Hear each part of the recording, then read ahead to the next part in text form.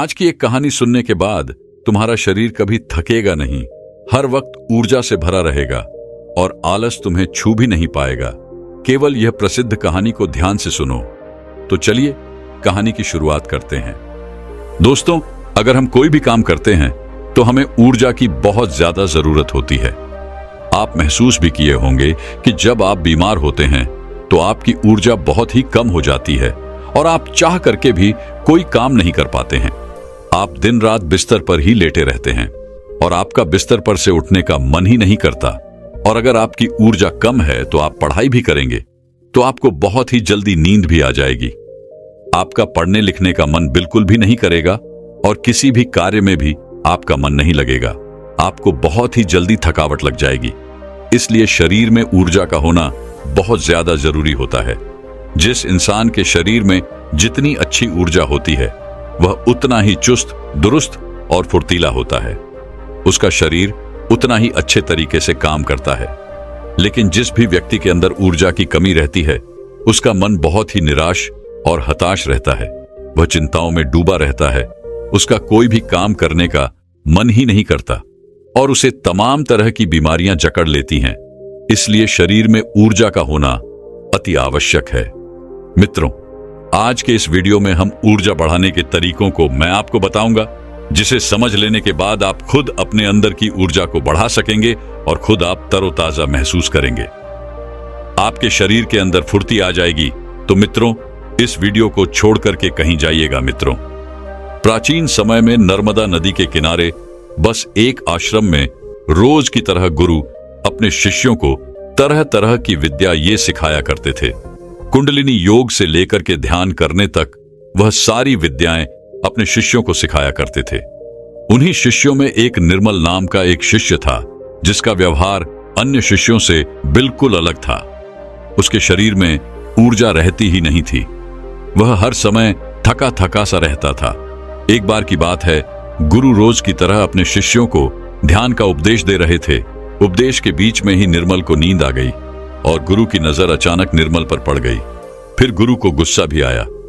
गुरु डांट कर बोलते हैं कि निर्मल, तुमने रात को ठीक से सोया नहीं था क्या, जो तुम्हें अभी इसी वक्त नींद आ रही है। निर्मल घबरा गया और वह तुरंत नींद से जाग गया और फिर कहने लगा कि गुरुवर, माफ कीजिएगा, मैं रात को भी सोता हूं, फिर भी पता नहीं क्यों मुझे हर समय नींद आती रहती है। ऐसा लगता है कि शरीर में जान ही नहीं है। मैं बहुत जल्दी थक भी जाता हूं, चाह करके भी मैं कुछ कर नहीं पाता। गुरुवर, मेरा पढ़ाई में भी बिल्कुल मन नहीं लगता। मैं तरह तरह के उपाय भी अपनाता हूं और फिर भी मैं सफल नहीं हो पाता। हर समय ऐसा लगता है कि हमारे शरीर की ऊर्जा को किसी ने छीन लिया है। गुरु कहते हैं कि निर्मल, तुम बिल्कुल भी घबराओ नहीं। आज तुम्हारे साथ साथ मैं सभी शिष्यों को शरीर की ऊर्जा बढ़ाने के तरीके बता रहा हूं, जिसे तुम सब ध्यानपूर्वक सुनना। गुरु कहते हैं कि शिष्यों, सिर्फ अच्छा भोजन करने से शरीर में ऊर्जा नहीं बढ़ती। शरीर में ऊर्जा बढ़ाने के कई सारे कारण होते हैं। गुरु कहते हैं कि आश्रम में जो अनाज की खेती होती है तो क्या वह सिर्फ उसमें पानी डालने से ही अच्छी फसलें तैयार हो जाती हैं क्या? सभी शिष्य कहते हैं कि नहीं गुरुवार, उसमें तो खाद माटी के साथ साथ तमाम चीजें डालनी पड़ती हैं, तब जाकर के फसल अच्छी तैयार होती है। गुरु कहते हैं कि अगर खेतों में पौधों को सिर्फ पानी ही डाला जाए तो क्या फसलों की पैदावार अच्छी होगी? सभी शिष्य कहते हैं कि नहीं गुरुवर, ऐसे में तो फसलें मुरझा जाएंगे। गुरु कहते हैं कि ठीक उसी प्रकार हमारे शरीर की भी हालत होती है। अगर हम सिर्फ खाना ही खाएंगे अच्छा तो भी हमारे शरीर में ऊर्जा नहीं पैदा होगी। अच्छी ऊर्जा पैदा करने के लिए कई सारे तरीके होते हैं। उनमें पहला तरीका है कम खाने की आदत डालो। गुरु की इस बात को सुनकर के सब आश्चर्यचकित हो जाते हैं कि गुरुवर, अगर हम लोग बहुत कम खाना खाएंगे तो फिर हमारे शरीर में ऊर्जा कहां से आएगी? गुरु कहते हैं कि यही तो आज तक तुम सब समझ ही नहीं पाए। लोग सोचते हैं कि ज्यादा खाना खाएंगे तो शरीर में ताकत बढ़ेगी। ऐसा कुछ भी नहीं होता है। आप खाना पर्याप्त मात्रा में लीजिए, बल्कि मैं तो यह कहूंगा कि जितना आपको भूख है उसे थोड़ा कम ही खाइए। इससे क्या होगा कि जो आपकी शरीर की प्राण ऊर्जा है वह भोजन को जल्दी से पचा देगी और जो बाकी ऊर्जा बचेगी वह आपके शरीर की टूटी फूटी कोशिकाओं की मरम्मत करने में मदद करेगी। इससे आपके शरीर की प्राण ऊर्जा को आपके शरीर की देखरेख करने के लिए बहुत समय मिल जाएगा और आप जब खाना पर्याप्त मात्रा में लेते हैं, बहुत ज्यादा खाना नहीं खाते हैं, तो आपका शरीर हल्का रहता है। और जब आपका शरीर हल्का रहेगा, खाना बहुत अच्छे तरीके से पच जाएगा, तो बाकी लोगों की तुलना में आप बहुत हल्का और ऊर्जावान महसूस करेंगे। गुरु कहते हैं कि जो लोग ज्यादा खाना खाते हैं, उनके शरीर की सारी ऊर्जा सिर्फ खाने को ही पचाने में लग जाती है और कई घंटों तक तो उनका खाना पचता ही रहता है और ठीक से उनका पाचन भी नहीं हो पाता। पेट उनका भारी भारी सा रहता है। लेकिन जो व्यक्ति कम खाते हैं, उनका पाचन बहुत ही जल्दी हो जाता है और फिर बचे हुई प्राण ऊर्जा शरीर की टूटी फूटी कोशिकाओं की मरम्मत करती रहती है। ऐसे लोग बहुत ही ऊर्जावान महसूस करते हैं। तुमने अजगर को तो देखा ही होगा। अजगर खाना खाने के बाद कई घंटों तक, या यूं कहे कि कई दिनों तक यूं ही अस्वस्थ पड़ा रहता है। उसके शरीर की फुर्ती ही चली जाती है। ऐसे ही हम सबके साथ होता है। अगर हम ज्यादा खाना खाएंगे तो हमारे शरीर की सारी प्राण ऊर्जा खाने के ऊपर लग जाएगी। पूरे दिन रात सिर्फ उस खाने को पचाने में लगी रहेगी। लेकिन अगर हम खाना पर्याप्त मात्रा में खाते हैं या जितना हमारी भूख है उससे कम खाते हैं, तो हमारे शरीर की बची हुई प्राण ऊर्जा हमारे शरीर की टूटी फूटी कोशिकाओं की मरम्मत करने में लग जाती है। गुरु कहते हैं कि पहले तो तुम सब यह करो कि जितना तुम्हें भूख है उससे थोड़ा कम खाओ और आज से ही इस रहस्यमयी तरीके को अपनाना शुरू कर दो। इसका असर तुम्हें 1 हफ्ते में दिखने लगेगा। गुरु कहते हैं कि दूसरी बात जो तुम सबको याद रखनी है हमेशा ऊर्जावान बने रहने के लिए, वह यह है कि पौष्टिक भोजन खाओ। गुरु कहते हैं कि अधिकतर लोग तो सिर्फ पेट भरने के लिए खाना खाते हैं। उन्हें लगता है कि उनका पेट बस भर जाए तो सब ठीक हो जाएगा। तो ऐसा बिल्कुल भी नहीं होता है। आपके शरीर को विभिन्न प्रकार के विटामिन्स की जरूरत होती है। अगर आपके शरीर को पर्याप्त मात्रा में विटामिन्स नहीं मिलेगा तो धीरे धीरे आपका शरीर कमजोर पड़ने लगेगा। मान लीजिए कि आपके शरीर में विटामिन ए की कमी रहती है, तो आपको रतौंधी रोग हो सकता है। अगर आप अपने खाने में कैल्शियम की मात्रा नहीं लेते हैं तो इससे आपकी हड्डियां कमजोर हो जाएंगी और उनमें दर्द भी हो सकता है। हड्डियों को मजबूत करने के लिए सबसे अच्छा तरीका है कि आप दूध का सेवन करें और आप थोड़ा समय धूप में जरूर बिताएं। इससे क्या होगा कि विटामिन डी धूप में त्वचा के नीचे पर्याप्त मात्रा में बन जाएगी। सूर्य के प्रकाश में ही विटामिन डी का निर्माण होता है और उसका निर्माण आपकी त्वचा के नीचे होता है, जो आपके शरीर की हड्डियों को मजबूत बनाने में अति आवश्यक होता है। इससे आपकी त्वचा की चमक भी बढ़ती है और आप तंदुरुस्त भी रहेंगे। गुरु कहते हैं कि खाने में अच्छा और पौष्टिक भोजन लो और जितना ज्यादा हो सके प्राकृतिक भोजन खाओ, उससे तुम्हारा मन शांत रहेगा। गुरु कहते हैं कि शिष्य हमेशा ऊर्जावान बने रहने का तीसरा तरीका है व्यायाम करने की और ध्यान करने की आदत डालो। शिष्य कहने लगे, गुरुवर, यह तो हम प्रतिदिन करते हैं, इसमें कौन सी बड़ी बात है, ये तो सभी करते हैं। तभी फिर गुरु कहते हैं कि हाँ, बात तुम्हारी सही है, लेकिन अगर व्यायाम को और ध्यान को एक निश्चित समय पर ना किया जाए, जब मन में आया तब कर लिए, तो ऐसे करने से कोई मतलब नहीं होता है, बल्कि उसका शरीर पर बुरा असर तुम्हें देखने को मिलेगा। इसलिए सबसे ज्यादा जरूरी यह है कि व्यायाम और ध्यान को एक निश्चित समय में करो। गुरु कहते हैं कि व्यायाम शुरू करो, फिर होगा क्या कि तुम्हारे शरीर की ऊर्जा बढ़ने लगेगी और तुम्हारे शरीर में पूर्ति भी आने लगेगी, क्योंकि व्यायाम करने से शरीर के सभी अंग मजबूत होते हैं और उनके कार्य करने की क्षमता भी बढ़ती है। तो इससे तुम दिन में काफी समय तक ऊर्जा से भरे रहोगे, ऊर्जावान महसूस करोगे। जब धीरे धीरे ऊर्जा घटने लगेगी तो फिर अगला दिन आ जाएगा, तो तुम अगले दिन ठीक उसी समय पर व्यायाम करना। तुम्हारा शरीर ऊर्जा से भरा रहेगा, लेकिन सबसे ज्यादा जरूरी यह है कि व्यायाम और ध्यान को एक निश्चित समय पर करना, तभी इसका प्रभाव तुम्हें देखने को मिलेगा। और प्रतिदिन तुम सुबह और रात को जब सोने जाओ तो ध्यान में लीन हो जाओ। ध्यान की क्रिया अच्छे तरीके से चलेगी। ध्यान में बहुत ताकत होती है। तुम सुबह ध्यान की गहराइयों में जरूर जाना। गुरु कहते हैं कि शिष्यों, चौथा उपाय है अपने शरीर की ऊर्जा बढ़ाने का। वह यह है कि तुम्हें चिंता को अपने वश में करना होगा। गुरु कहते हैं कि शिष्यों, अभी तुम सब बच्चे हो, अभी तुम सबको उतनी फिक्र नहीं है, लेकिन जब तुम धीरे धीरे बड़े होने लगोगे तो तुम्हारे ऊपर भी जिम्मेदारियों का बोझ आएगा तो तुम्हारे ऊपर तमाम कामों का बोझ रहेगा। मैं ये नहीं कह रहा हूं कि तुम चिंता से हमेशा के लिए मुक्त हो सकते हो, लेकिन हां, अगर तुम समझकर चलो कि चिंता को कैसे रोका जाए, उसे कैसे अपने से दूर रखना है, उसे खुद पर हावी नहीं होने देना है, तो तुम बहुत ही समझदार व्यक्ति कहलाओगे। क्योंकि चिंता ही एक ऐसी बीमारी है जो तुम्हारे शरीर को हर वक्त जलाती रहती है। जो व्यक्ति जितना गहराई से और जितना अंदर से चिंता करता है, वह बहुत ही ज्यादा परेशान रहता है। उसके शरीर की ऊर्जा को चिंता खुद छीन लेती है, और जिसके जीवन में चिंता ज्यादा है, वह मानसिक रूप से भी बीमार रहता है। इसलिए तुम सबको चिंता पर काबू पाना होगा। चिंता करने से ना तो हमारा भविष्य बदलता है और ना ही हमारा भूतकाल। चिंता सिर्फ और सिर्फ हमारे शरीर को हमसे छीन ले जाती है, हमारे सुख चैन को हमसे छीन ले जाती है। इसलिए जिस चीज को लेकर तुम्हें चिंता हो रही है, एक बार गौर से ध्यान में बैठकर कि उसे देखने की कोशिश करो कि क्या वाकई में वह बात चिंता करने लायक है कि या नहीं। तब तुम पाओगे कि तुम सतर्क से 80% तो चिंता बेफजूल की बातों को लेकर के सोच रहे हो, जिनका कि वास्तव में कोई मतलब नहीं है।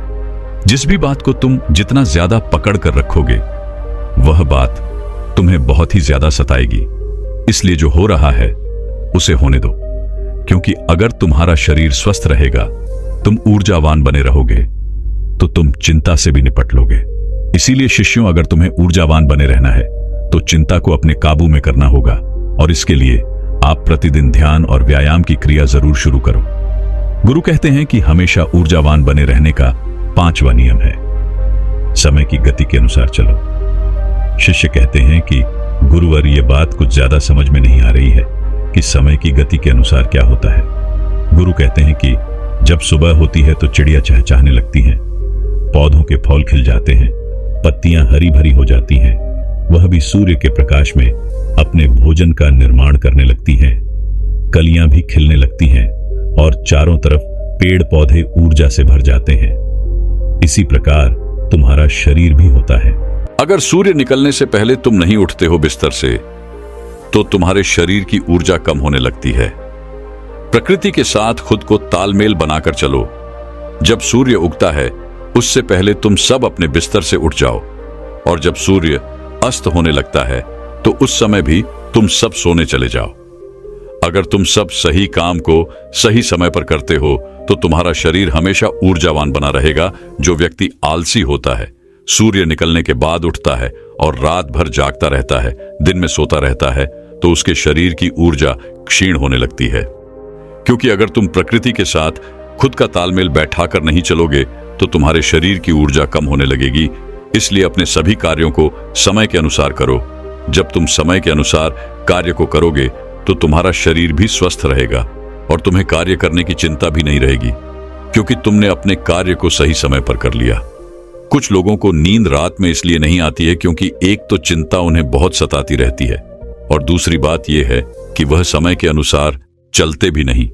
इसलिए अगर तुम्हें लंबी जिंदगी जीनी है, तो अपने कार्यों को समय के अनुसार करो।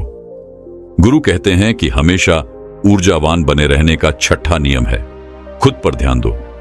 गुरु कहते हैं कि यह बहुत ही शक्तिशाली नियम है।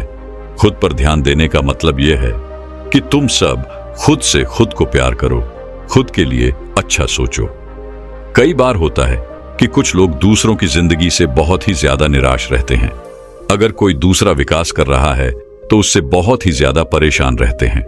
उसे उनके अंदर जलन की भावना उत्पन्न होने लगती है, तो धीरे धीरे उसका शरीर ऊर्जा से क्षीण होने लगता है।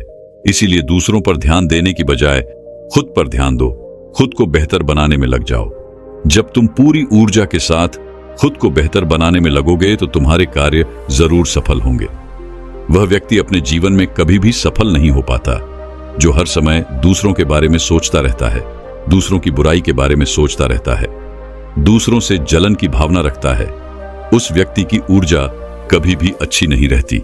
लेकिन वहीं पर जो व्यक्ति अपने बारे में अच्छा सोचता है और दूसरों के भी बारे में अच्छा सोचता है, तो उसकी ऊर्जा हमेशा बनी रहती है। इसलिए अपनी ऊर्जा को अगर बढ़ाना है, तो खुद के बारे में अच्छा सोचो और खुद से बहुत प्यार करो। जब कोई इंसान किसी दूसरे व्यक्ति से जलता रहता है, तो उसके हार्मोन्स नकारात्मक होने लगते हैं और अच्छे हार्मोन्स कभी भी उसके शरीर से स्रावित ही नहीं हो पाते, जिससे उसकी ऊर्जा कम होने लगती है। लेकिन वहीं पर जो व्यक्ति अच्छा सोचता है, पॉजिटिव रहता है, तो उसके शरीर के सभी हार्मोन्स सकारात्मक स्तर कैसे निकलते रहते हैं, जिससे उसके शरीर में ऊर्जा बनी रहती है। गुरु कहते हैं कि हमेशा ऊर्जावान बने रहने का 7वां नियम है, सकारात्मक रहें। कैसी भी सिचुएशन तुम्हारी जिंदगी में आ जाए, तुम्हें हमेशा सकारात्मक बने रहना होगा। जो व्यक्ति जितना ज्यादा सकारात्मक होता है, उसकी सोच उतनी ही ज्यादा सकारात्मक होती है। वह उतना ही अच्छे तरीके से परेशानियों से निपट सकता है। लेकिन जिसके दिमाग में हमेशा नकारात्मक बातें ही भरी रहती हैं, वह नकारात्मक बातें ही सोचता रहता है, तो उसकी ऊर्जा लगातार नीचे की तरफ बहती रहती है, जिससे उसके शरीर की ऊर्जा धीरे धीरे क्षीण होने लगती है। लेकिन जिस भी व्यक्ति के अंदर सकारात्मक भावनाएं पैदा होती हैं, सकारात्मक बातें वह सोचता है, तो उसके अंदर की ऊर्जा ऊपर की तरफ बहती है। और जब ऊर्जा ऊपर की तरफ बहती है, तो वह किसी भी कार्य पर, किसी भी तत्व पर बहुत ही अच्छे तरीके से सोच पाता है। और जब वह किसी कार्य को करता है, तो उसमें वह सफल जरूर होता है। इसीलिए शिष्यों हमेशा सकारात्मक बने रहना बहुत ज्यादा जरूरी होता है।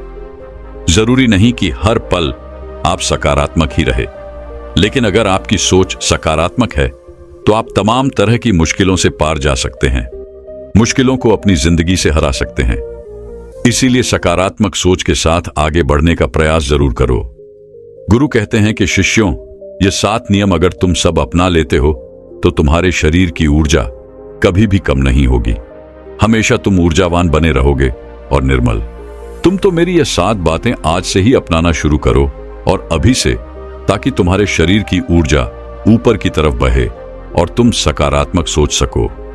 हर पल तुम्हें नींद नहीं आएगी और तुम्हारा शरीर ऊर्जा से भरा रहेगा। गुरु ये 7 नियम बता करके शांत हो जाते हैं। तभी सभी शिष्य खड़े होते हैं और गुरु को प्रणाम करते हैं और उनका धन्यवाद अदा करते हैं, और सब लोग अपने अपने कार्यों पर वापस लग जाते हैं। तो दोस्तों, अब अगली आलस को दूर करने के ऊपर एक प्रसिद्ध आर्ष्य मुनि की कहानी की शुरुआत करते हैं।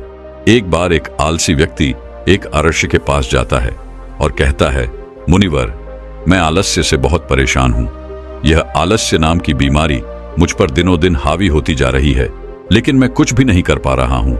कृपया कर मुझे कोई ऐसा तरीका बताएं जिससे मैं अपने आलस्य को त्याग कर एक कर्मठ और सुखी जीवन जी सकूं। ऋषि ने कहा, आलस्य उसी व्यक्ति के जीवन में होता है जिसके जीवन में कोई बड़ा लक्ष्य नहीं होता, जो जीवन को जीना नहीं, सिर्फ काटना चाहते हैं। व्यक्ति ने कहा, हां मुनिवर, मेरे जीवन का कोई बड़ा लक्ष्य नहीं है। मैं तो बस जिए चला जा रहा हूं। जीवन की परिस्थितियां मुझे जिस तरफ ले जाती हैं, मैं उसी तरफ चला जाता हूं। लेकिन मुनिवर, आप मुझे वह तरीका बताएं जिससे मैं अपने आलस्य से छुटकारा पा सकूं। आर्ष्य ने कहा, हमारे जीवन में आलस्य 3 मुख्य कारणों की वजह से आता है। पहला कारण है किसी बड़े लक्ष्य का ना होना, दूसरा कारण है अपने शरीर और मन को ना समझना, और तीसरा कारण है आलसी और कामचोर व्यक्तियों की संगत करना। आलसी व्यक्ति ने कहा, मुनि, पर जरा इन तीनों बातों को विस्तार से समझाइए। आर्षि ने कहा, जिस व्यक्ति के जीवन में एक बड़ा और स्पष्ट लक्ष्य नहीं है, उस व्यक्ति के जीवन से आलस्य कभी जा ही नहीं सकता, क्योंकि एक स्पष्ट लक्ष्य व्यक्ति को निरंतर उत्साहित और कर्मशील बनाकर रखता है। और जब व्यक्ति के जीवन में आलस्य का आगमन होता है, तो यह मजबूत लक्ष्य उसे याद दिलाता है कि यह समय आलस्य करके बर्बाद करने का नहीं, बल्कि कर्म करने का है। लेकिन लक्ष्य ऐसा नहीं होना चाहिए जिसे तुमने अति उत्साह या निराशा के क्षणों में बनाया हो, क्योंकि उत्साह और निराशा के पलों में बनाए गए लक्ष्य इन परिस्थितियों के समाप्त होते ही कमजोर और क्षीण पड़ जाते हैं। लक्ष्य का निर्धारण हमेशा ही अनुकूल परिस्थितियों में बहुत ही सोच समझकर और शांत दिमाग से करना चाहिए। वह लक्ष्य तुम्हारी भावनाओं और दिल से जुड़ा होना चाहिए। साथ ही उस लक्ष्य के बनाने के पीछे का एक बहुत ही मजबूत कारण भी होना चाहिए कि आखिर तुम उस काम को क्यों करना चाहते हो, क्योंकि जब तुम अपने लक्ष्य से भटक रहे होगे, तो उस लक्ष्य के पीछे का मजबूत कारण ही वह शक्ति होगी जो तुम्हें अपने लक्ष्य की तरफ वापस खींच लाएगी। अगर तुम्हारा लक्ष्य ऐसा है जिसके बारे में सोचकर ही तुम्हारे अंदर जोश और आंखों में आंसू आ जाते हैं, तो फिर तुम्हें चिंता करने की जरूरत नहीं है, क्योंकि फिर तुम्हारा लक्ष्य तुम्हारे आलस्य को खत्म कर देगा। आर्षि ने आगे कहा, लेकिन कुछ ऐसे भी लोग होते हैं जिनके जीवन में लक्ष्य तो होता है, लेकिन वे फिर भी आलस्य करते हैं। तो इनके जीवन में आलस्य का कारण है कि ऐसे लोग यह नहीं समझ पाते कि हमारा मन काम कैसे करता है। हमारा मन बहुत ही चालाक है और यह हमारे साथ हर समय खेल खेलता रहता है। यह कभी भी किसी काम का विरोध नहीं करता, बल्कि या तो उस काम को टालता है या फिर उस काम को करने में आने वाली कठिनाइयों को बढ़ा चढ़ाकर दिखाता है। जैसे कि अगर तुम इससे कहोगे कि पढ़ाई करनी है, तो ये कहेगा थोड़ी देर आराम कर लेते हैं फिर पढ़ाई करेंगे।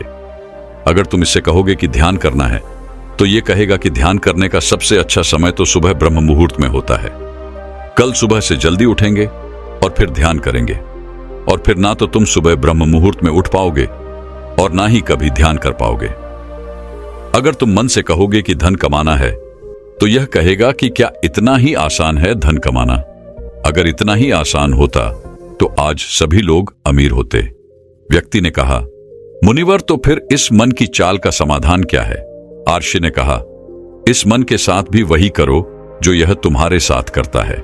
जब तुम्हारा मन कहे कि थोड़ी देर आराम कर लेते हैं फिर काम करेंगे, तो तुम तुरंत इससे कहो कि थोड़ी देर क्यों, बहुत देर तक आराम करेंगे, लेकिन पहले ये काम खत्म कर लेते हैं। जब मन कहे कि आज स्वादिष्ट भोजन कर लेते हैं, कल से व्यायाम करेंगे, तो तुरंत इससे कहो कि स्वादिष्ट क्यों, बहुत स्वादिष्ट भोजन करेंगे, लेकिन काम हम आज से ही शुरू करेंगे। कुल मिलाकर तुम्हें अपने मन को मूर्ख बनाना है, जैसे ये तुम्हें बनाता है। व्यक्ति ने पूछा, लेकिन मुझे अपने मन को मूर्ख कब तक बनाना पड़ेगा? आर्षि ने कहा, जब तक तुम अपने जीवन से आलस्य को दूर रखना चाहते हो। आर्षि ने आगे कहा, या तो तुम अपने मन को मूर्ख बनाओ, नहीं तो यह मन तो तुम्हें मूर्ख बना ही रहा है।